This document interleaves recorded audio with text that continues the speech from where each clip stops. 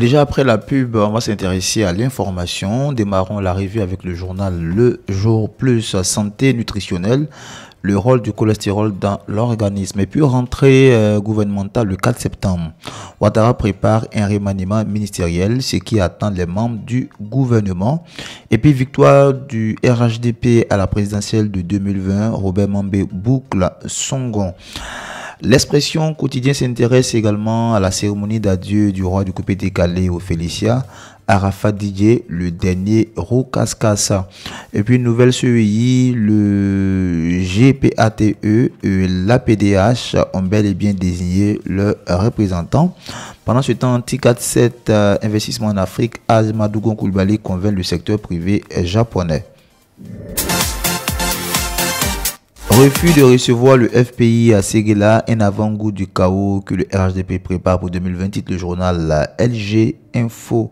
Et puis, obsèque de Didier Arafat aujourd'hui, ce que les États-Unis ont décidé pour la cérémonie. La BALD prend des dispositions, l'économie à l'arrêt pour 2 jours. Corruption, torture, délit dignité. Ces dossiers sales sur Bensouda qui éclaboussent la CPI. Et puis une nouvelle CEI, le PDCI et 4 partis d'opposition 19, titre le journal Inter. Et puis à 14 mois de la présidentielle, le GPS de Soro se dévoile. Voici les raisons de sa création, les 8 défis que l'Expan veut relever. Et puis décès du roi du coupé décalé, obsèque d'Arafat du jamais vu en Côte d'Ivoire. Plus de stars à Abidjan, la voie du cimetière Butumé. Dispositif sécuritaire particulier. Et puis Génération Nouvelle s'intéresse également à Ishaka Fofana, député de Séguéla, conseiller de Guillaume Soro. Pourquoi j'ai accompagné Simone Gbagbo à Séguéla? Partout, nous avons rencontré des populations déjà prêtes pour la réconciliation. Les nordistes ne sont pas devenus une race supérieure aux autres. Ce qui s'est réellement passé à Bwebeto. Et puis, je ne suis pas surpris de l'affiche de Kone Messemba. C'est le RHDP qui trahit le Nord, le tout dans le journal Génération Nouvelle. Et puis, Yambro, dans les gares routières, 2 ministres se rejettent la faute, à titre du journal Le Temps.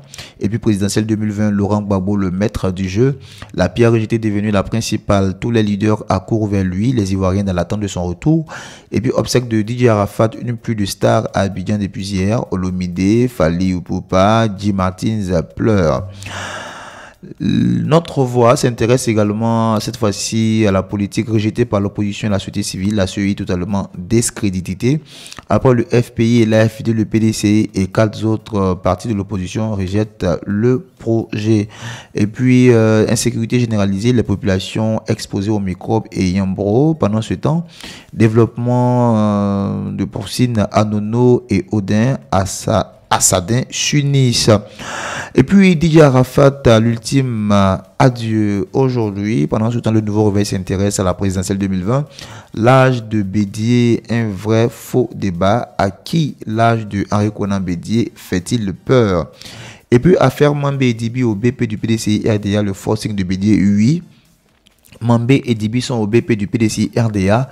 Toute la vérité.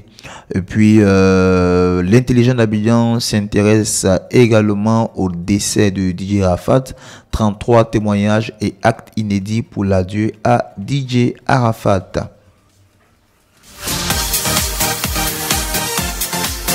Et puis, en visite chez la famille de l'artiste Ahmed Bakayoko, Arafat était un génie, titre le journal Le Patriote. Assuré d'être élu président en 2020, Bédier partage déjà des postes. Voici ses futurs vice-présidents et premier ministre. Tout sur les dernières obsessions parisiennes du vieil homme. Adama Bictoro sur RFI. Pour 2020, Ouattara fait partie de nos options. Obsèque du roi du coupé décalé sur le journal La Soir Info. Didier Arafat paralyse tout. Les ambassades des États-Unis et de la France en alerte. Banques, maisons d'assurance, etc. ferment. Des révélations émouvantes de la famille de l'artiste. Et puis situation politique. Adama Bictoro charge à Bédier n'est pas un poids lourd. Il dispose d'une cour royale et non d'un parti politique. Le PDCI et plusieurs partis se dressent contre le gouvernement. Et c'est sur cette information que nous allons nous dire au revoir. Et puis, nécrologie, évidemment, des obsèques grandioses pour DJ Arafat. Plus de 500 000 Chinois attendus au stade Félix Houphouët-Boigny.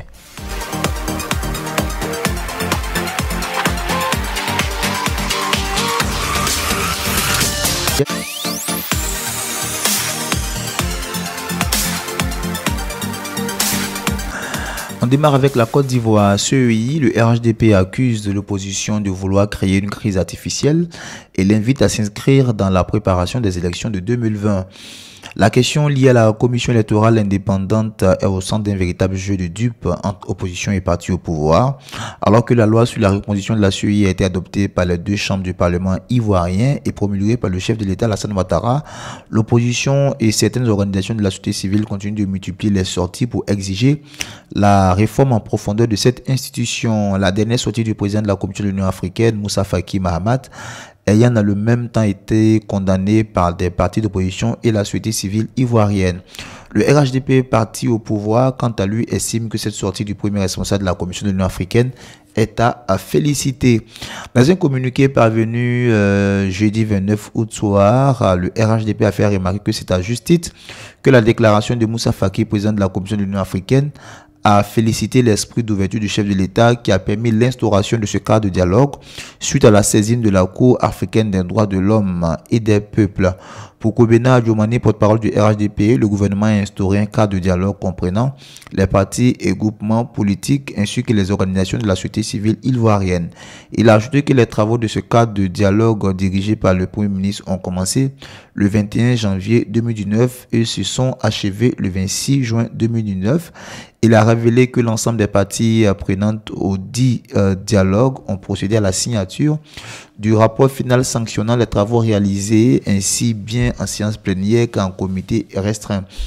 À l'issue de ce processus inclusif et démocratique, le président de la République a procédé à la promulgation de la dite loi, qui est ainsi rentré dans l'ordonnancement juridique de la République de Côte d'Ivoire depuis le 6 août 2019, a-t-il déclaré. Pour Adjomani Kobena, c'est au mépris de cette avancée démocratique majeure et salutaire qu'une certaine opposition a voulu créer une crise artificielle en remettant en cause les acquis de ce dialogue inclusif et participatif. Enfin, il a invité l'ensemble des forces politiques de la Côte d'Ivoire à tourner la page de la recomposition de la CEI et à s'inscrire résolument dans le processus de préparation d'élections transparentes, inclusives et démocratiques en 2020. Et pendant ce temps, le PDCI RDA, le RPP, l'USD, l'URD, le RPCI réaffirment leur volonté de ne pas désigner de représentants à la CEI. Il réaffirme leur volonté de ne pas désigner de représentants au sein de la commission électorale indépendante pour le compte des partis politiques de l'opposition. Dans une déclaration, ils marquent leur surprise quant au courrier adressé par le gouvernement. Ils rappellent que depuis la dernière réunion conjointe tenue le 4 avril 2019, nos partis soucieux d'aboutir à des conclusions conformes à l'arrêt du 18 novembre 2016 de la Cour africaine des droits de l'homme et des peuples sur la CEI, tout en réaffirmant leur disponibilité à participer aux discussions ouvertes, avaient demandé que le gouvernement leur communique les termes de référence des dites discussions afin d'éviter tout malentendu ultérieur et des blocages éventuels dans la suite des discussions. Les partis signataires déplorent et dénoncent avec force l'attitude du gouvernement qui, suite à des discussions partisanes menées avec des organisations de la société civile, des acteurs politiques choisis par lui, est resté figé sur la reconduction de l'organe électoral, passant sous silence les chapitres relatifs aux attributions à l'organisation et au fonctionnement de la commission. C'est donc tout logiquement qu'il est arrivé à adopter une loi électorale non consensuelle et décriée par tous, en excluant une frange très significative de la classe politique, dénonce-t-il. Avant de lancer, c'est pourquoi le PDCI RDA, le RPP, l'USD, l'URD, le RPCI ne se sentent en rien engagés par les résultats des dites discussions, décide de n'envoyer aucun représentant pour siéger au sein de la commission électorale indépendante. Enfin, le PDCI RDA, le RPP, l'USD, l'URP, le RCI disent être attachés à l'organisation en Côte d'Ivoire d'élections résolument transparentes et apaisées, réitèrent leur disponibilité pour les discussions inclusives afin d'aboutir à un organe électoral impartial et crédible pour des élections justes est véritablement démocratique en Côte d'Ivoire. Les filières en ACAD à 108 entrepôts vont être construits dans les zones de production pour stocker les récoltes. Une bonne nouvelle pour les producteurs de la filière en ACAD confrontés à la baisse du prix de leurs produits ces dernières années. Et donc 108 entrepôts vont être construits dans les zones de production de l'ANACAD avec une capacité globale de stockage de plus de 500 000 tonnes, a-t-on appris auprès de l'autorité de régulation du système de récépissé et d'entreposage. Une signature d'un contrat commercial entre l'ARE avec à sa tête son directeur général, professeur Justin Kofi, et le groupe chinois TBA, représenté à son président, directeur général, M. Zhong Yanin, a eu lieu mi-août à Abidjan. Les différents entrepôts devaient permettre aux producteurs de stocker leurs récoltes au lieu de les vendre pour satisfaire leurs besoins immédiats de fonds, même quand les prix du marché sont bas. En emmagasinant leur production, ceux-ci obtiennent des récépissés d'entrepôt qui peuvent servir de garantie en échange d'un prêt bancaire pour financer leurs activités. Le coût global de la construction des 108 entrepôts est estimé à 157 milliards de francs CFA.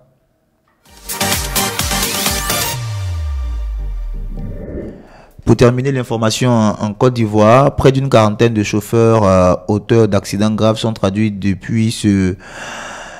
devant la commission technique de suspension et de retrait de permis, a-t-on appris auprès du ministère des Transports. Il faut noter que les assises se tiennent tous les mois dans les locaux de la Direction générale des transports terrestres et de la circulation à la Tourcier au plateau.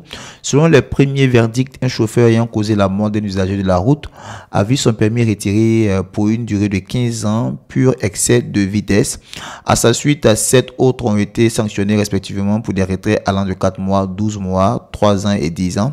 2 policiers dans l'exercice de leurs fonctions ont payé les frais de cette indiscipline routière, dit-on. Interpellé, un chauffeur a fait semblant de stationner avant de redémarrer, faisant des agents des forces de l'ordre des victimes d'accidents de la route. Il a été condamné pour outrage et agression d'agents de la police en exercice, explique la tutelle, avant de signifier que la commission a décidé du retrait de son permis pour 10 ans avec retour à l'auto-école pour un renforcement des capacités théoriques. Le ministère des Transports souligne qu'en cas avéré de mauvaise conduite, il a procédé à un retrait du permis de conduire allant jusqu'à 20 ans. Juste après la transition, on s'intéresse aux informations au niveau international.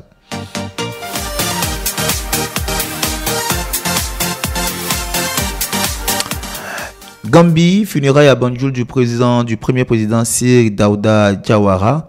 Les Gambiens rendaient hommage jeudi au premier président de la Gambie indépendante, Sir Dawda Jawara, décédé mardi à l'âge de 95 ans, lors des funérailles d'État à l'Assemblée nationale dans la capitale Banjul. Il a été président de Gambie de 1965 à 1994.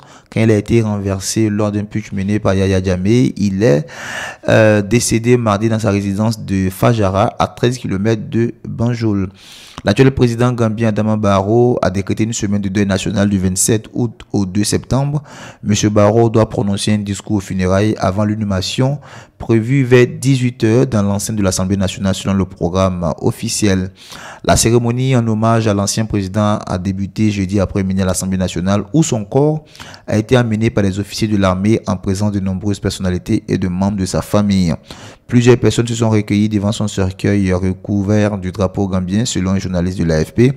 Et donc, né en 1924 dans une famille mandingue musulmane à Baradjali au centre, où son père était commerçant, ce vétérinaire formé au Ghana, puis en Écosse, était entré en politique en 1960 en devenant le leader du parti progressiste du peuple.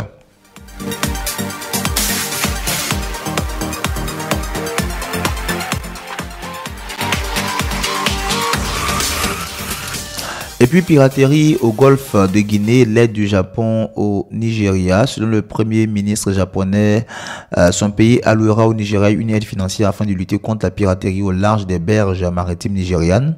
D'après le conseiller spécial à la présidence en charge de la communication et des relations publiques, Femi Adesina, c'est un appel lancé par Muhammadu Buhari jeudi à Yokohama lors d'une rencontre bilatérale avec le premier ministre japonais en marge de la 7e édition de la conférence internationale de Tokyo sur le développement de l'Afrique qui se tient du 28 au 30 août, la deuxième ville japonaise.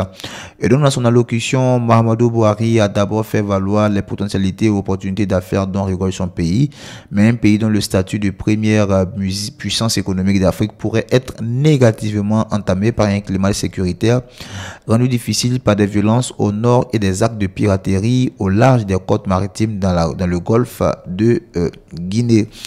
Et donc, pour le dirigeant nigérien, l'occasion était tout indiquée de tendre la main au Japon afin que le pays d'Asie aide le golfe de Guinée à se défaire des pirates qui écument ce vaste espace maritime.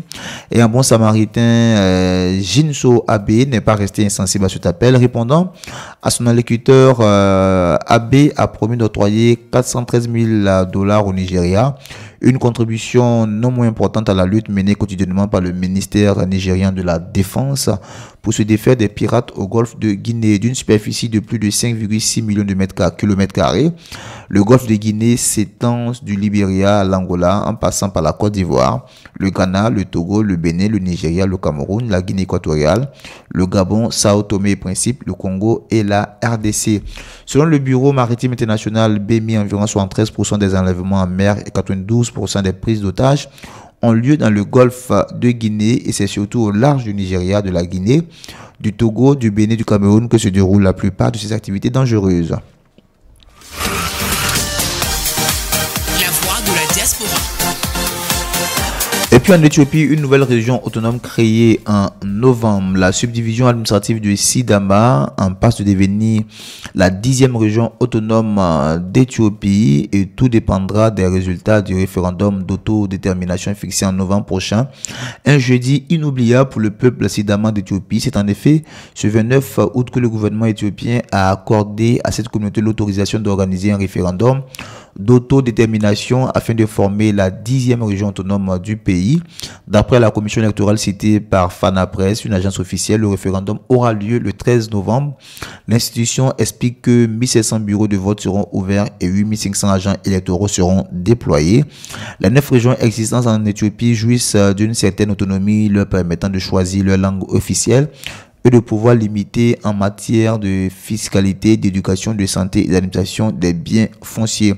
S'appuyant sur les réformes politiques menées par le Premier ministre Abiy Ahmed arrivé au pouvoir en avril 2018, les acteurs politiques du Sidama avaient menacé de déclarer unilatéralement leur autonomie en juillet dernier. Le même mois, au moins 17 personnes ont été tuées dans des affrontements entre forces de sécurité activistes favorables à l'autonomie, tandis que d'autres dirigeants de Sidama ont accepté l'offre du gouvernement d'organiser un référendum dans les 5 mois. La décision de ce jeudi vient donc anticiper tout mécontentement lié à cette autonomisation de Sidama. Mais dans le deuxième pays le plus peuplé en Afrique, 105 millions d'habitants, il y a au moins 8 autres groupes ethniques qui cherchent également à être autonomes. La voix de la diaspora. La voix de la diaspora. Et puis au Tchad, plus de 3000 fonctionnaires risquent la radiation de leur poste. Quelques 3356 fonctionnaires devaient voir leur salaire du mois d'août suspendu après un audit qui a révélé près de 17 000 agents fictifs aux détenteurs de faux diplômes. Ces fonctionnaires risquent aussi la radiation dans le cadre d'une opération visant à maîtriser le coût de la masse salariale. L'opération d'assainissement des effectifs de la fonction publique au Tchad pour la maîtrise des dépenses budgétaires engagées depuis quelques années par le gouvernement se poursuit. Et donc, en ce mois d'août, ils sont 3356 fonctionnaires dont les salaires seront suspendus. S'ils ne régularisent pas leur situation, ils seront considérés comme des agents fictifs ou détenteurs de faux diplômes et seront alors être radiés de la fonction publique. Cette décision du ministre de la fonction publique, Ali Mboudou, fait suite à un audit du fichier des agents publics qui a relevé que près de 17 000 dossiers présentent des anomalies. Par la suite, 14 000 d'entre eux ont pu régulariser leur situation, mais selon le ministre, 3 356 ne sont pas présentés pour confirmer leur intégration à la fonction publique et ne percevront pas par conséquent leur salaire du mois d'août. Et donc, selon les autorités tchadiennes, il s'agirait pour l'heure d'une suspension de salaire. Les fonctionnaires indexés pourront d'ici la fin du mois fournir les documents attestant leur intégration et ainsi régulariser leur situation. À travers cette opération, le gouvernement entend assainir la fonction publique et surtout maîtriser les dépenses budgétaires à travers notamment une réduction du coût de la masse salariale. Il s'agit d'un objectif convenu avec le FMI dans le cadre du programme d'assistance technique et financière dont bénéficie le pays depuis qu'il a été plongé dans une grave crise économique à la suite de la baisse des cours du pétrole entamé en 2014. Et donc, selon les syndicats, l'opération d'assainissement entreprise par le gouvernement pourrait permettre de rétablir les salaires des fonctionnaires ponctionnés depuis janvier 2018 sur décision du président Idriss Déby Itno afin de permettre au pays de sortir de la conjoncture. Au Burkina Faso, le Burkina reste debout et ne céderait pas une partie de son territoire, déclare le président burkinabé Roch Kaboré. Le président burkinabé a assuré que le pays ne cédera pas face au terrorisme après une sanglante attaque terroriste qui a fait le 19 août 24 morts dans les rangs de l'armée. C'est l'attaque la plus meurtrière qui a enregistré le pays en proie à une insécurité depuis plus de 4 ans, ce qui a provoqué une vive émotion dans le pays. Alors que l'opposition appelle à sa démission ainsi que celle du gouvernement, le président Roch Kaboré appelle les Burkinabés à rester debout afin de soutenir les forces de sécurité qui finiront par gagner cette guerre de longue haleine. Il a certes tardé à réagir, mais le président burkinabé a fini par se prononcer sur l'attaque terroriste sanglante du lundi du 9 août qui a visé la caserne de Koutougou dans la région du Soum. Selon le dernier bilan établi le mardi 20 août par l'état-major de l'armée, après une réunion du Conseil de la Défense présidée par le chef de l'État, l'attaque menée par des dizaines de présumés terroristes s'est soldée par la mort de 24 soldats, 7 blessés et 5 militaires portés disparus. C'est l'attaque la plus meurtrière enregistrée par le pays depuis 2015, alors que le Burkina fait face à une détérioration continue du climat sécuritaire, particulièrement dans les zones frontalières avec le Mali. Donc le 19 août est une tache noire dans la vie de notre armée nationale, car c'est la première fois que nous enregistrons le plus important nombre de victimes lors de l'attaque de la caserne de Koutougou, a reconnu le président Roch le mardi 20 août dans un message relayé par les médias. Celui-ci a admis que c'est un bilan lourd qui nous interpelle et qui nous attriste aussi bien au niveau du peuple burkinabé de façon générale qu'au niveau du gouvernement en particulier. Après avoir présenté ses condoléances à toutes les familles des disparus et salué le martyre des hommes qui se sont battus dans le cadre de la défense de la patrie, le chef de l'État a tenu à rassurer la population.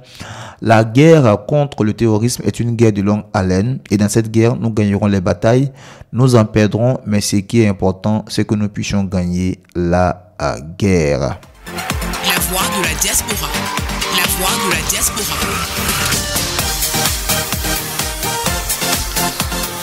Et puis l'ouragan Dorian menace la Floride aux États-Unis. Donald Trump annule sa visite en Pologne. Le président Donald Trump a annoncé jeudi l'annulation de son voyage en Pologne en raison de l'ouragan Dorian qui se dirige vers les Bahamas et pourrait frapper lundi les côtes de Floride où l'état d'urgence a été décrété. L'ouragan Dorian se renforce encore jeudi 29 août dans les Caraïbes après être passé au nord de Porto Rico. Donald Trump qui devait se rendre en Pologne a annulé son voyage pour rester aux États-Unis car la tempête pourrait frapper lundi les côtes de Floride où l'état d'urgence a été décrété. Dorian qui se renforçait dans les Caraïbes après être passé au nord de Porto Rico est devenu dans la nuit de jeudi à vendredi un ouragan de catégorie 2 sur une échelle de 5 avec des vents de jusqu'à 165 km/h selon le Centre national des ouragans. Le NHC a évoqué une probabilité accrue de menaces pour les vies humaines durant le week-end ou en début de semaine prochaine lors du passage de l'ouragan sur les côtes de Floride. La Géorgie a à son tour déclaré jeudi l'état d'urgence pour une partie de cet état frontalier de la Floride. Le gouverneur Brian Kemp a averti que cette tempête avait le potentiel de produire des effets catastrophiques pour les habitants de la région côtière du sud-est des États-Unis. Le président américain qui possède plusieurs propriétés en Floride, dont sa luxueuse résidence de Mar-a-Lago, était attendu dimanche à Varsovie pour commémorer le 80e anniversaire du début de la Deuxième Guerre mondiale. Et donc, le dirigeant républicain a rappelé personnellement son homologue polonais pour s'excuser de devoir annuler sa visite à Varsovie et promettre qu'il s'y rendrait dans les prochains mois, a déclaré le chef du cabinet du président polonais, cité par l'agence PAP.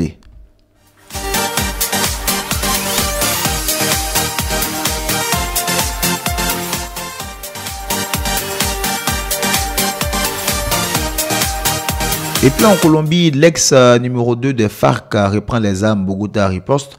L'ex numéro 2 des FARC, Ivan Marquez, a annoncé jeudi qu'il reprenait les armes aux côtés d'autres chefs rebelles. Il dénonce l'accord de paix en Colombie. Entré dans la clandestinité depuis un an, Ivan Marquez, ancien numéro 2 du groupe armé colombien FARC, a annoncé jeudi 29 août dans une vidéo qu'il reprenait les armes aux côtés d'autres chefs rebelles. Ces derniers dénoncent l'accord de paix en Colombie. En réaction, le président Ivan Duque, qui a tenté de modifier l'accord de paix selon lui, trop laxiste envers les anciens guerrilleros, a annoncé une offensive. J'ai ordonné la création d'une unité spéciale afin de poursuivre ces criminels avec des capacités renforcées de renseignement, d'enquête et de mobilité sur tout le territoire colombien, a-t-il déclaré depuis le palais présidentiel Casa Nariño à Bogotá.